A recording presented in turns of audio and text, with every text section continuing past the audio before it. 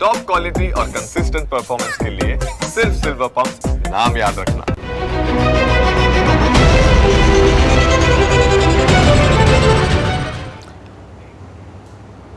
નમસ્કાર, આપ જોઈ રહ્યા છો ન્યૂઝ કેપિટલ. હું છું કુશાગ્ર.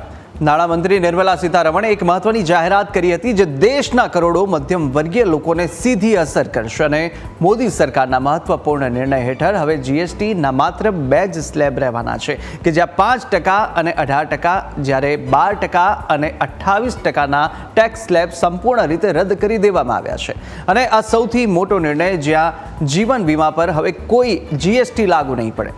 હા, આ જાહેરાતના પગલે ઘરેલું બજાર, લાઈફ ઇન્સ્યોરન્સ ઉદ્યોગ અને સામાન્ય જનતાની ખરીદી શક્તિમાં શું બદલાવ થવાનો છે અને શું આ નિર્ણયથી સ્થાનિક ઉદ્યોગો ફાળશે તો સાથે સરકારના આવક સ્ત્રોત પર કોઈ દબાણ આવી શકે છે? આ તમામ સવાલો રહેવાના છે અને આ જ મુદ્દે આપણે ચર્ચા કરવાના છે. આજની ચર્ચામાં આપણી સાથે વિકાસ ગુપ્તા, ટેક્સટાઇલ વેપારી, જેઓ આપણી સાથે જોડાવાના છે, તો સાથે નરેન્દ્ર પાંચાણી, જેઓ એન્જિનિયરિંગ એસોસિએશનના પ્રમુખ છે, અને સાથે જ સીએ સિદ્ધાર્થ ભટ્ટ પણ આપણી સાથે જોડાયા છે. આપ તમામનું સ્વાગત છે ન્યૂઝ કેપિટલમાં. સૌપ્રથમ તો સિદ્ધાર્થજી, આપને જ પૂછવા માગીશ કે જે રીતે ટેક્સ સ્લેબની અંદર ફેરફાર, આ જીએસટીમાં ફેરફાર મહત્વનું છે. એક તરફ અમેરિકા તરફથી પણ એક ટેરિફ વોર છેડવામાં આવ્યો છે અને આ વોર વચ્ચે આ પ્રકારનો નિર્ણય શું કોઈ સંદેશો ત્યાં આગળ આપી રહી છે કે પછી કેવો બદલાવ ભારતના અર્થવ્યવસ્થા પર આવી શકે? આપની વાત બિલકુલ સાચી છે અને આને આપણે થોડા ભૂતકાળમાં જઈએ તો જે પ્રમાણે વિશ્વમાં ગ્લોબલ રિસેશન, વૈશ્વિક મંદીનો માહોલ સર્જાયો છે જુદા જુદા યુદ્ધના કારણે, એટલે વિશ્વના વિકસિત દેશોની ઇકોનોમી ડામાડોળ થઈ રહી છે. તો ભારતની ઇકોનોમી ડેડ ઇકોનોમી નથી, પરંતુ એક વાઇબ્રન્ટ ઇકોનોમી છે. તો વાઇબ્રન્ટ ઇકોનોમીના 2 જલવંત ઉદાહરણો આપના સમક્ષ, દર્શકો સમક્ષ રજૂ કરવા છે. પહેલું, જે બજેટ આ વખતનું આવ્યું હતું એમાં ઇન્કમ ટેક્સમાં 12 લાખ સુધીની છૂટ આપી દેવામાં આવી હતી, એટલે કે આ મોદીનું બજેટ હતું. અને બીજા આ જે રિફોર્મ થયા જીએસટીના, આ મોદીના રિફોર્મ છે કે ઇકોનોમીને કઈ રીતે વાઇબ્રન્ટ રાખવી, ધબકતી રાખવી. તો એનું આ જીવતું જાગતું ઉદાહરણ છે. એટલે ઇનડાયરેક્ટલી જે લોકો આપણને ટોણા મારતા હતા કે India is a dead economy, એમની ઇકોનોમી ડેડ થવા જઈ રહી છે અને ભારતની economy shining India, shining sun is rising, એ પ્રકારનું સિંઘમના રૂપે આપણે હરણફાળ ભરીશું. હવે જે આ સ્ટ્રક્ચરલ ચેન્જીસ થયા છે તો એ આવકારદાયક પગલાં એટલા માટે કહી શકાય કે જનરલી ભારતમાં આપણે 12 મહિના જોઈએ ને, તો આ જે અષાઢ મહિના પછીનો જે તહેવારોની સિઝન આવે છે એટલે વેપાર કરવા માટેનો આ શ્રેષ્ઠ સમય છે અને આ સમયે ફૂલ ઘરેકી બજારમાં જોવામાં મળતી હોય છે. એટલે નવરાત્રિ, દિવાળી અને ડિસેમ્બર, ક્રિસમસ સુધી તહેવારોની વણઝાર વસવાની છે અને મેક્સિમમ લોકો ખરીદી કરવા આ સમયમાં આવશે. એ ખરીદીમાં ગાડીઓ પણ ખરીદશે, નવા નવા નાસ્તાઓ પણ ખરીદશે, ફરવા પણ જશે અને કન્ઝમ્પશન એ રીતે વધશે. એટલે જીએસટીનું આપણે જે બાયફર્ગેશન કરીશું, જે 12%થી માની લો 5%માં આવ્યા છે, 18%થી 5%માં આવ્યા છે, કોના ઉપર 28% લાગ્યા છે અને કોના ઉપર ફટકો માર્યો છે 40%નો, તો એ પણ આપણે જોઈશું કે કોની માટે આ વખતના રિફોર્મમાં શું છે. તો પહેલાં હું વાત કરું છું કન્ઝ્યુમર ગુડ્સ, રોજબરોજની વપરાશની વસ્તુઓ. તો એમાં હાઉસહોલ્ડ આઇટમ, એટલે કે હું મારા ઘરે મારા પરિવાર ચલાવવા માટે, માની લો કે હું 5,000નું જુદા જુદા પ્રકારના નાસ્તા, કરિયાણું એ બધું ખરીદું છું, તો એમાં મને સીધો જીએસટીનો રેટ 5% લાગ્યો છે, જે પહેલાં 18% હતો. તો એનાથી મારા ખીચામાં વધારાના પૈસા વાપરવા મને મળશે. આ દિવાળી આવશે તો મારે ટીવી લેવું છે, ફ્રીજ લેવું છે, વોશિંગ મશીન લેવું છે, તો એ બધું આમાં સસ્તું થશે. એટલે મારી દિવાળી સુધરી અને વેપારીઓની દિવાળી સુધરી. વેપારીની દિવાળી સુધરે એટલે દેશની ઇકોનોમી આગળ વધે. એટલે જીડીપીમાં 0.5% સુધીનો વધારો આ જીએસટી રિફોર્મમાં આવી શકે એવું આપણે વિચારી શકીએ. બીજી વસ્તુ, અચ્છા જી, બિલકુલ બિલકુલ આગળ પણ એ જોઈશું કે કયા કયા ફોર્મ છે જેને લઈને અનેક એવો ફાયદો પણ થવાનો છે, ક્યાંક એવો બદલાવ આવ્યો છે અને કઈ વાત આપે કીધી હતી કે જે રીતે અનેક ગણો ટેક્સ તેની પર લાગશે અને કેવી રીતે असर કરી શકશે તેની પણ આગળ વાત કરીશું। परंतु विकास जी आपसे ये भी पूछना है मुझे, डेड इकोनॉमी की बात हुई है, ये डेड इकोनॉमी की बात अगर आती है तो फिर यहाँ पे इसको आप कैसे देखोगे जो अभी बदलाव ये टैक्स स्लैब्स में हुए उसको?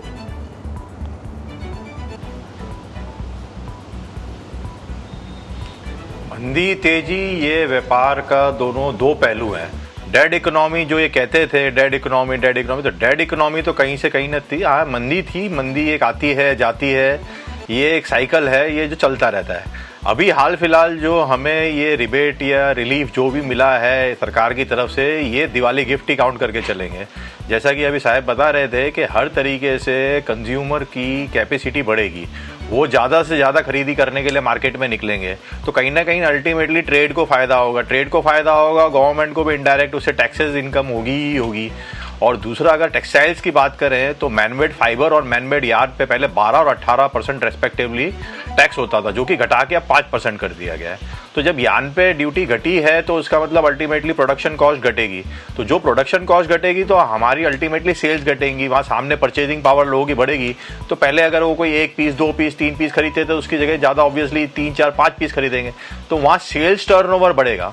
दूसरा, अगर कहा जाए तो अभी जैसे ट्रम्प ने एक ये टैरिफ वॉर में हमारे ऊपर एक तरीके से बॉम्ब जो टैरिफ का डाला था, तो उसका भी ये एक जवाब गिना जा सकता है कि हाँ भाई, हम अपनी कॉस्टिंग इस तरीके से यहाँ घटा सकते हैं, जिसकी भी हम डिमांड सरकार से कर रहे थे, जो कि सुनी गई, जो कि अच्छी बात है। हाँ, सिर्फ एक अगर शिकायत करी जाए तो सरकार से ये भी है कि कुछ तेरी नहीं कुछ मेरी नहीं करके जो सरकार चलती है, तो इसमें उन्होंने एक स्लैब था जो 1000 रुपये से ऊपर रेडीमेड प्रोडक्ट्स के ऊपर था, वो 12% था। अब उन्होंने वो बढ़ा के 2500 के ऊपर 18% कर दिया है। तो मतलब ये नहीं है कि 1000 से 2500 के बीच का जो प्रोडक्ट है वो तो घट गया, लेकिन 2500 से ऊपर रेडीमेड गारमेंट्स के ऊपर जो सीधा 18% हो गया है, मैं समझता हूँ वो थोड़ा सा इंजेन्युइन है। हमारे एक सूरत के अंदर लहंगा प्रोडक्ट है, lehenga product semi finished product गिना जाता है सूरत का पर्टिकुलरली, और 2500 रुपये के ऊपर उसके ऊपर 18% आज जीएसटी काउंट होगी। तो 18% जीएसटी लहंगे के ऊपर, और मैं नहीं समझता आज के समय में 2500 रुपये के अंदर कोई भी एक लहंगा अवेलेबल होगा।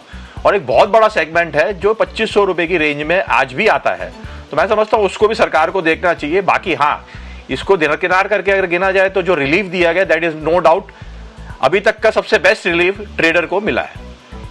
બિલકુલ। અને નરેન્દ્રભાઈ, આપણે એન્જિનિયરિંગ અને મશીનરી સેક્ટરની વાત કરીએ તો જીએસટીની અંદર હંમેશા તે કોસ્ટલી ફેક્ટર તરીકે જાણીતું આવ્યું છે આ સેક્ટર, પરંતુ હવે જે રીતે અત્યારે આ ટેક્સ સ્લેબમાં ફેરફાર, આ રિફોર્મની અસર કેટલી ફાયદારૂપ સાબિત થવાની છે?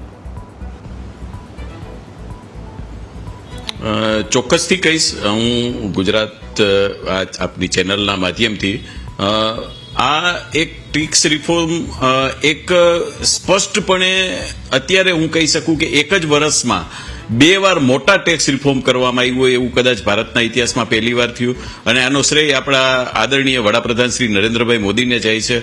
ઇન્કમ ટેક્સનો બહુ મોટો જે આગળ સાહેબે વાત કરી એ પ્રમાણે છે, અને ટેક્સ રિફોર્મ અત્યારે જીએસટીમાં આવડું મોટું રિફોર્મ પહેલીવાર જોવા મળ્યું છે, જેમાં એજ ઓફ લિવિંગ સ્ટાન્ડર્ડનો ખૂબ જ મોટો ઘટાડો કરવામાં આવ્યો છે, અને એ દરેક નાનામાં નાના માણસને આની અસર થશે, 10 થી 15% સુધીની એની કોસ્ટ ઇફેક્ટ કરશે, અને એને હિસાબે આપણું માર્કેટ અને આપણા નાગરિકોની પરચેજ શક્તિ વધશે, એટલે આપણું આ વધારે થશે।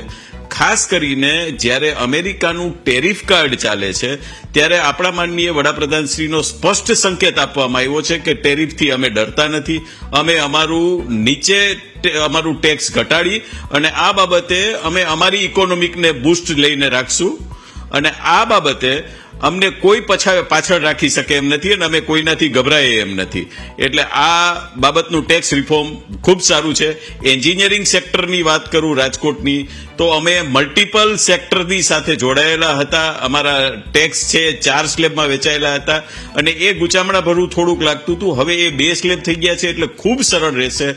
અને આ રાજકોટની ઇન્ડસ્ટ્રીઝને જ્યારે એ ગ્લોબલી સૌથી મોટી ઇન્ડસ્ટ્રીઝ એન્જિનિયરિંગ છે ત્યારે એ બહુ મોટા પ્રમાણમાં બૂસ્ટ થશે, અને જ્યારે એવી હાલવામાં એવી છે કે દરેક માણસને અસર થાય છે, ત્યારે સરકાર દ્વારા થોડુંક આની ઉપર કદાચ એમની ધ્યાનમાં પણ ન હોય કે 100 cc થી નાના એન્જિનોને એમણે પણ 5% લેવું જોઈએ. જેવી રીતે એમણે બીજા પોતાના જીવન જરૂરિયાતની વસ્તુને 5%ના સ્લેબમાં લીધા છે, તો એક 100 cc થી નીચેના બાઇક આજના જમાનામાં જીવન જરૂરિયાતની વસ્તુ છે. સાથે સાથે 28%નો સ્લેબ ઓટોમોબાઈલ્સમાં ઘટાડી અને એને 18%ના સ્લેબમાં કરી આપ્યું છે. એ પણ એક સરાહનીય છે. પણ એની સામે એક આજ વસુદેવ કુટુંબની ભાવના જ્યારે આપણા માનનીય નરેન્દ્રભાઈ આપને જ્યારે સમજાવે છે, ત્યારે એક કુટુંબમાં 6 લોકો જ્યારે સાથે જઈ શકતા આવી એક નાની અર્ટિગા કાર અથવા 1500 સીસીની કાર હોય છે, એની ઉપર સરકારે 40% જેવો સુપર રેજ ટેક્સ લગાવી દીધો છે. એ અમાન્ય છે. એક આ બાબતે પણ સરકારે વિચારવું જોશે. બીજું, એગ્રીકલ્ચરને બૂસ્ટ આપવા માટે માનનીય વડાપ્રધાન અને નિર્મલા મેડમનો ખૂબ સારો પ્રયત્ન છે. એન્જિનિયરિંગ ગુડ્સથી બનતી બધી જ ઇન્ડસ્ટ્રીઝો જેણે ખૂબ સારી રીતે 5% અથવા 0%માં એમણે કરી દીધી છે. પણ રાજકોટની પંપ ઇન્ડસ્ટ્રીઝ, જે માત્ર વોટર પંપ ઇન્ડસ્ટ્રીઝ એગ્રીકલ્ચરમાં વપરાય છે, એમને એને 18%માં રાખી અને એ થોડું ઇમ્બેલેન્સ કર્યું છે. આને બેલેન્સ કરવા માટે સરકારને અમારી રજૂઆત પણ થવાની છે.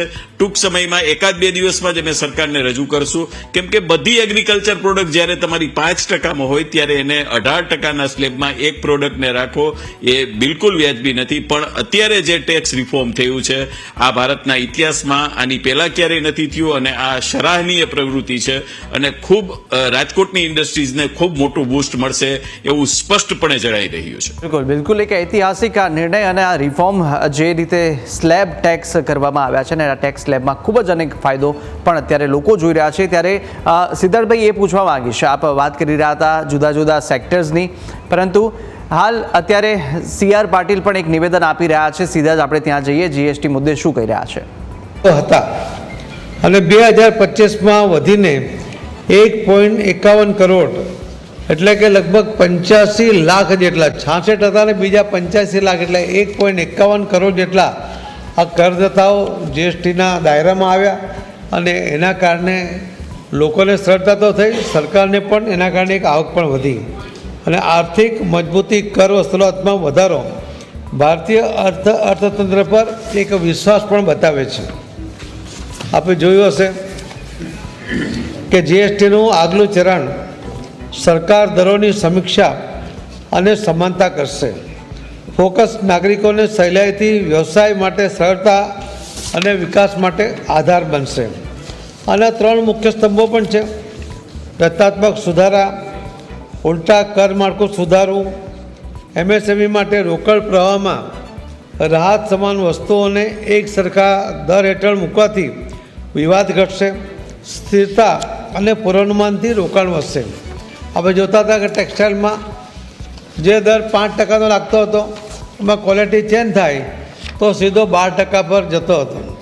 એના કારણે ટેક્સ ચોરી કરવાની ઈચ્છા થાય, લોકોને એનો અર્થઘટન ખોટું કરાવવા માટે પ્રયત્ન કરે ને એ બધામાંથી મુક્તિ મળે એટલા માટે 12%નો કર દૂર કરીને 5%ની અંદર એ બધાને લઈ આવ્યા, જેના કારણે જે યુઝર છે, એન્ડ યુઝર, એને પણ ખૂબ મોટો ફાયદો આની અંદર આપણને થવાનો છે. આ 4 પ્રકારના દર હતા અને દરમાંથી 2 મુખ્ય દર કરવામાં આવ્યા, 5% અને 18%. એમાં પણ અનાજ, દવા જેવી જરૂરી ચીજ પર ઓછો ટેક્સ કરવામાં આવ્યો. જીવનમાં સહેલાઈથી જીવી શકાય એના માટે ઓનલાઈન ટેકનોલોજી આધારિત ઝડપી રજિસ્ટ્રેશન કરવામાં આવ્યું. નિકાસકારો માટે પણ ઝડપી રિફંડ સિસ્ટમ એ પણ આમાં ડેવલપ કરવામાં આવી. વધુ લોકો ટેક્સ સિસ્ટમમાં લાભ લઈ શકે, એમાં જોડાઈ શકે, તે માટે ઓછો વિવાદ થાય, અનુસરણ સસ્તું થાય, સ્થાનિક ઉત્પાદન અને નિકાસને ટેકો મળે, સરકારની આવકમાં વધારો થાય, એક સરળ, ન્યાયસંગત અને વિકાસલક્ષી જીએસટી સિસ્ટમ. બિલકુલ, અને આ CR પાટીલ હતા કે જેઓ કહી રહ્યા હતા કેવી રીતે સામાન્ય વર્ગને ધ્યાનમાં રાખવામાં આવ્યું છે ને આ રીતે ટેક્સ સ્લેબ રિફોર્મ કરવામાં આવ્યું છે. આપણી સાથે ગેસ્ટ પેનલ પણ જોડાયેલા છે. આપણે વાત કરી રહ્યા હતા સિદ્ધાર્થભાઈ આપણી સાથે, જે રીતે CR પાટીલે જણાવ્યું કે સામાન્ય નાગરિકોની જે જીવન જરૂરિયાતની રોજિંદી વસ્તુઓ છે તેને પણ એક અસર થાય ને તેમને પણ સસ્તામાં ટેક્સ ઓછો લાગી શકે ને સસ્તામાં વસ્તુઓ તેઓ આસાનીથી મેળવી શકે. આ સરળતા અને આ પારદર્શિતા વિશે આપ શું કહેશો અને સાથે કયા કયા એવા સેક્ટર્સ હતા જે અગાઉ આપ વાત કરી રહ્યા હતા જેમાં ફટકો વધુ પડી શકે? જે પ્રમાણે છેલ્લા 8-6 મહિનાથી વાતો ચાલતી હતી તો સત્તા પક્ષના શ્રી નીતિન ગડકરી સાહેબે પણ એકવાર ચીટીઓ ભર્યો હતો કે ભાઈ ઇન્સ્યોરન્સ જેવા સેક્ટરમાં જે જીવન જરૂરિયાત વસ્તુ છે એની ઉપર થોડો જીએસટી લાગતો હોય એટલે એ વસ્તુ પણ ધ્યાન ઉપર રાખવામાં આવી છે અને સંઘની વાત પણ સાંભળવામાં આવી છે કે ઇન્સ્યોરન્સ એ જીવન જરૂરિયાતની વસ્તુ છે. કોઈ પરિવારમાં આકસ્મિક ખોડખાપણ થાય, એક્સિડન્ટ થાય તો એની માટે હેલ્થ ઇન્સ્યોરન્સ ઉપર, બીમારીને લગતા વીમા ઉપર જીએસટી નાબૂદ કરી દેવામાં આવ્યો છે. એટલે વધારે ને વધારે લોકો ઇન્સ્યોરન્સ વીમો લેતા થશે અને એમાં એમને જે બચત થશે તો એનાથી વધારે અમાઉન્ટનો વીમો લઈ શકે. એટલે આ ચોક્કસપણે ઇન્સ્યોરન્સ સેક્ટરમાં, વીમા ક્ષેત્રમાં જે નિર્ણય લીધો છે એ આવકારદાયક છે. ઓટોમોબાઈલ સેક્ટરની વાત કરીએ તો વચ્ચે જે મંદીનો માહોલ હતો એટલે ગાડીઓ વેચાતી ઓછી થઈ ગઈ હતી એટલે ઓટોમોબાઈલ વાળાએ પણ રિપ્રેઝન્ટ કર્યું હતું કે ભાઈ ગાડીઓમાં જે 28% સુધીનો પેલો ટાયર હોય ને, ટાયર બદલવું હોય ને તો એમાંય 28% જીએસટી લાગતો હતો. એટલે લોકો શું કરતા હતા કે ટાયર ઘસે રાખે, જ્યાં સુધી ચલાવાય ત્યાં સુધી ચલાવો ને રોડ એક્સિડન્ટ વધતા હતા. એટલે હવે જ્યારે એમાં જીએસટીનો દર ઘટાડી દેવામાં આવ્યો છે તો એનાથી ઓટોમોબાઈલ સેક્ટર અને એના કોમ્પોનન્ટ મેન્યુફેક્ચરરને ફાયદો થશે. ગુજરાતમાં ઘણી બધી ઓટોમોબાઈલ કંપની છે એટલે એમના મિત્રો સાથે વાત થતી હતી એટલે કીધું કે અમારી દાખલા તરીકે મારુતિની નાની ગાડીઓ આવે તો એ મારુતિના વેચાણમાં વધારો થાય, ટાટાના વેચાણમાં વધારો થાય, મહિન્દ્રાના વેચાણમાં વધારો થાય. એટલે શેર માર્કેટમાં આ કંપનીઓના શેરમાં પણ પોઝિટિવ બૂસ્ટ જોવા મળશે અને એમના વેચાણમાં પણ વધશે. કારણ કે જે વિદેશથી મોટી લક્ઝુરિયસ ગાડીઓ આવે છે એની ઉપર તો જીએસટી હાયર સાઈડ જ છે. એટલે ક્યાંક ને ક્યાંક make in India, made in ઇન્ડિયાના ગુપ્ત વેશે અને પ્રચાર પ્રસાર કરવામાં આવે છે થ્રુ ટેક્સ રેશનલાઇઝેશન. એ તો એ આપણને જોઈ શકાય. હાઉસિંગ, ઘરનું ઘર, દરેકને ઘરનું ઘર લેવાનું સપનું હોય છે તો જે સરકારની નેમ હતી તો આમાં એ પ્રતિપાદિત થાય છે કે પહેલાં 28% સિમેન્ટની બોરી ઉપર 28% જીએસટી લાગતો હતો. એટલા માટે ઘરની કિંમત લાખોની કરોડોમાં જતી રહેતી હતી. પરંતુ ઇન્ફ્રાસ્ટ્રક્ચરને લગતા રો મટીરિયલમાં, દાખલા તરીકે સિમેન્ટમાં 28%થી 18% ઉપર આવ્યો એટલે સીધો 10% ઓછો કરવામાં આવ્યો છે. આનો સીધો લાભ આપણા જે લોકો ઘરનું ઘર ખરીદવાનું સપનું જોતા હોય છે એમને ઘર સસ્તું મળશે એટલે મોટું ઘર લેવાનું વિચારશે અથવા તો એમાં રાચ રચીલા ફર્નિચર વસાવવાનું વિચારશે. એના લીધે મારા ફર્નિચરવાળા, મારા સુથાર મિત્રોનો ધંધો વધશે, ઇન્ટિરિયર ડેકોરેટરનો ધંધો વધશે. તો આવી રીતે ઇકોનોમીમાં ફાયદો થતો હોય છે. પબ્લિક હેલ્થની વાત કરવામાં આવીએ તો પબ્લિક હેલ્થમાં પણ જે પાન મસાલા, ગુટકા, બીડી અથવા તો વધારે પડતું સુગર હોય અથવા તો કોન્સન્ટ્રેટ એટલે કે ઠંડા પીણા હોય જે એકદમ પ્રીમિયમ કેટેગરીના હોય એની ઉપર 40%નો કરોડો આપણે દંડો વીંઝવામાં આવ્યો છે. જેથી કરીને લોકો ડિમોટિવેટ થાય કે આરોગ્યપ્રદ હેલ્થને જે બેનિફિશિયરી હોય એ વસ્તુને પ્રમોટ થાય અને આપણા સેહતને જે અનુકૂળ નથી તો એની ઉપર વધારાનો જીએસટી નાખવાના લીધે એ લોકોને કહેવામાં આવ્યું છે કે અમે આ સેગમેન્ટને પ્રમોટ કરતા નથી. સાથે જે એરોપ્લેનમાં હવાઈ ચંપલ પહેરીને મુસાફરી કરવી છે તો એમની માટે પણ ઇકોનોમી ક્લાસ માટે ખૂબ મોટો જીએસટીમાં ફાયદો કરવામાં આવ્યો છે. 18%થી ઘટાડીને 5% કરી દેવામાં આવ્યો છે.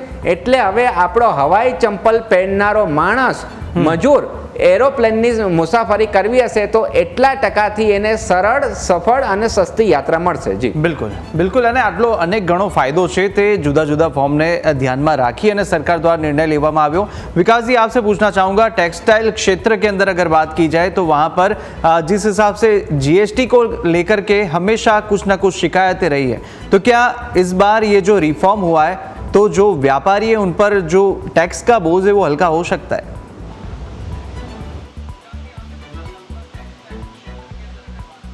बिल्कुल होगा सर, लेकिन जैसा कि मैंने कहा, कहीं खुशी कहीं गम. अब हमारे 4 भाई हैं, कोई लहंगा बना रहा है, कोई साड़ी बना रहा है, कोई रेडीमेड गारमेंट बना रहा है. अब जिस बेचारा भाई जो 2500 रुपये ऊपर का लहंगा बना रहा है, जो कि जनरल है, 99% प्रोडक्ट लहंगे का 2500 से ऊपर ही आएगा, 2500 के अंदर नीचे कौन सा लहंगा कौन सी ब्राइडल पहनेगी मुझे नहीं पता।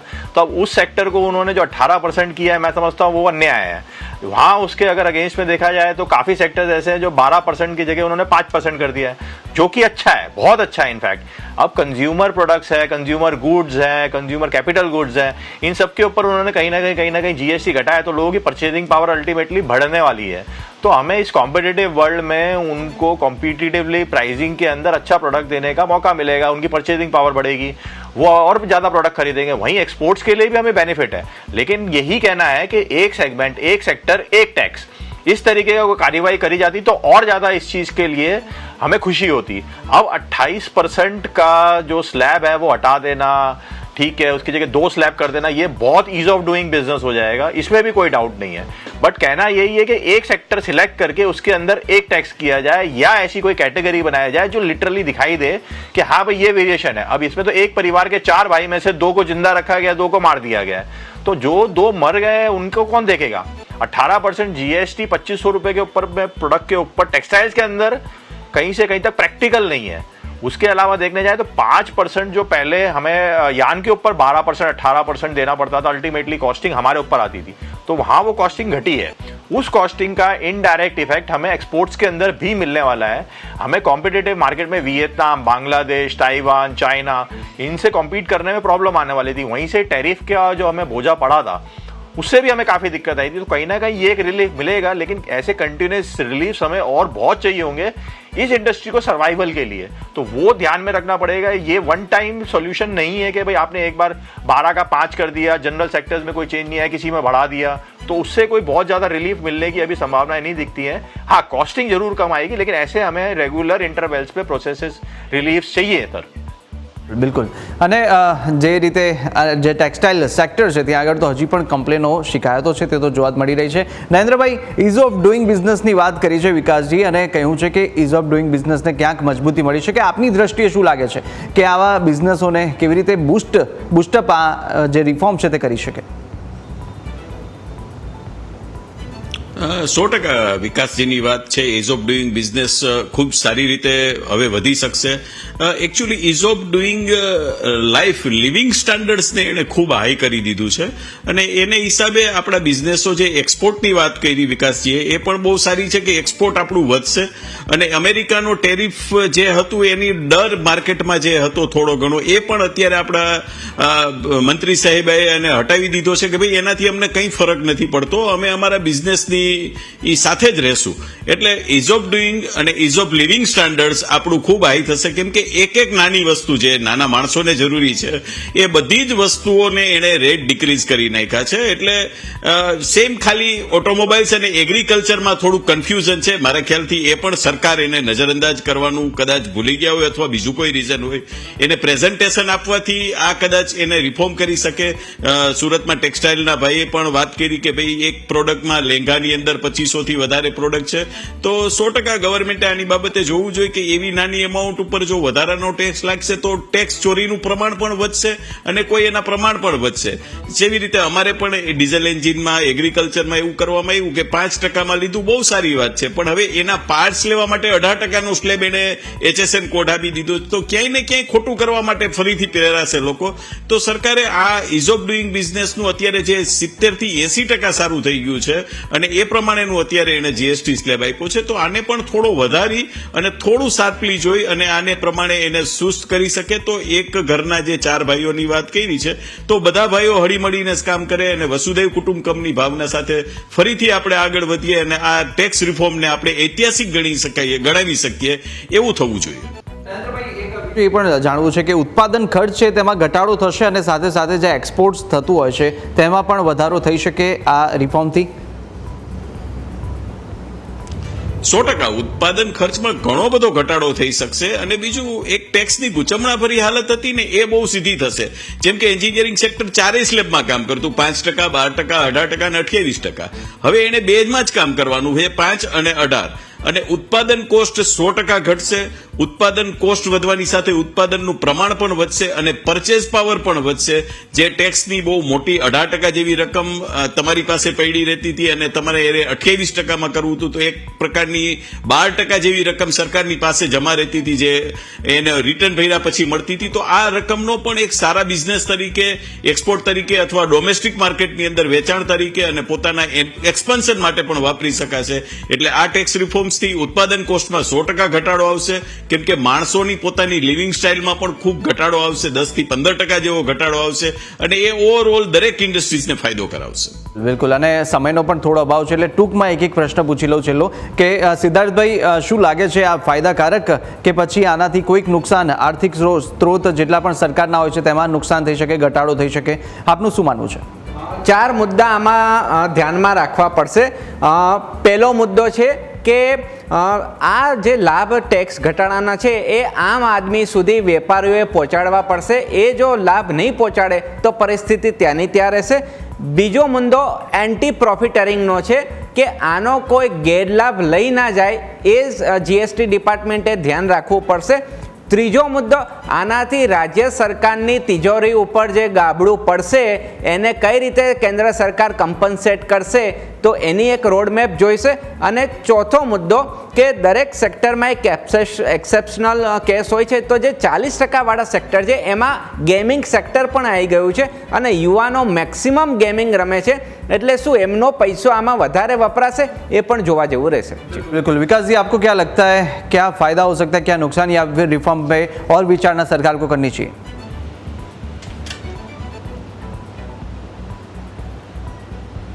अभी तो सर फायदे की बात करते हैं, आज तो खुशी का दिन है, तो फायदा तो अभी 100% है. यान के ऊपर घटा है वो बहुत फायदेकारक होगा. अल्टीमेटली कॉस्टिंग तो घटेगी, कॉस्टिंग घटेगी तो उसका इनडायरेक्ट इफेक्ट आना ही आना है, डायरेक्ट इफेक्ट भी आना है. लोगों की परचेजिंग पावर अब बढ़नी ही है, सेविंग्स बढ़ेंगी, तो कहीं ना कहीं जो साइकिल कहीं ना कहीं कमज़ोर हो रही थी इंडियन इकोनॉमी की, जो कहा जा रहा था, वो और मजबूती से आगे चलेगी. प्लस दूसरा यही कहा जाएगा कि इस तरीके के रिफॉर्म्स की रेगुलर ज़रूरत पड़ने वाली है. ये वॉर जो ट्रेड का है ये कब तक चलेगा, कितना चलेगा, अभी नहीं पता. तो जब तक ये पूरी तरीके से क्लियर नहीं हो जाए, हम सेल्फ सफिशिएंट नहीं हो जाए, इस तरीके के रिफॉर्म्स के हर इंटरवल पे हमें ज़रूरत पड़ने ही वाली है. That is obvious. બિલકુલ બિલકુલ. અને નરેન્દ્રભાઈ, આપ શું કહેશો? જે રીતે અત્યારે તો તહેવારોનો સમય અને ખુશીના સમાચાર, પરંતુ તે છતાંય શું આ રિફોર્મ પર હજુ પણ કોઈક નિર્ણય લેવાના જરૂરી છે, વિચારણા કરવી જોઈએ સરકારે, કે પછી અત્યારે જે માહોલ છે અને સમય અનુસાર જ્યારે પણ ભવિષ્યમાં જરૂર પડે ત્યારે સરકાર વિચારે તો સારું?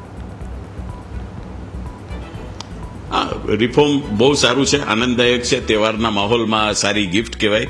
પણ સરકારની મનોવ્યક્તિ ચુસ્તપણે આપણે જોઈ શકીએ છીએ, કેમ કે જે ભાઈએ વાત કરી ગેમિંગ અને કોલ્ડ ડ્રિંક્સ, ટોબેકો ઉપર એને જબરજસ્ત ટેક્સ લગાવી અને એક લાલ આંખ કરી છે કે આવું નથી કરવાનું. એની સામે જ એને ગ્લુકોમીટર જેવા સાધનોને બહુ સસ્તા કરી અને આપ્યું છે. તો સરકારનો આ પ્રયત્ન પણ એક હેલ્થનેસ ઉપર પણ ક્રિએટ કરવાનો છે, જીવન જરૂરિયાતની વસ્તુ ઉપર, દવાઓ ઉપર પણ એને રિફોર્મ કર્યું છે. એટલે હું માનું છું ત્યાં સુધી આ રિફોર્મેશન બરાબર છે. થોડો ઘણો સુધારો હું માનું છું માનનીય નાણામંત્રી શ્રી વડાપ્રધાનના આદેશથી કરી શકશે. જે એરર હોઈ શકે, ચાહે ટેક્સટાઇલની હોય કે એન્જિનિયરિંગની હોય અથવા મેડિસિનની હોય, ફાર્માસ્યુટિકલમાં, એમાં થોડો રિફોર્મ લઈ આવી અને આને સુધારો કરીને આ 22 તારીખ સુધીની અંદર ડિક્લેર કરી દે આવી ગણતરી છે. અને રિફોર્મ વારે ઘડીએ લાવવું અને માર્કેટની પરિસ્થિતિ પ્રમાણે રહેવું, જેથી ભારતના વિકાસને કોઈ પણ અડચણરૂપ ન થઈ શકે. બિલકુલ બિલકુલ. વિકાસજી, નરેન્દ્રભાઈ અને સિદ્ધાર્થભાઈ, આપ અમારી સાથે જોડાયા, ચર્ચામાં ભાગ લીધો તે બદલ આપનો ખૂબ ખૂબ આભાર. તો આ જીએસટીનું આ મજબૂત અને સરળ માળખું જે ભારત માટે લાંબા ગાળે અર્થતંત્રને મજબૂત બનાવી શકે છે, પણ આજના નિર્ણયોથી સચોટ અસર શું થવાની છે એ તો હવે સમય જ બતાવશે. હાલ બુલેટિનમાં બસ આટલું. મને આપશો રજા. નમસ્કાર.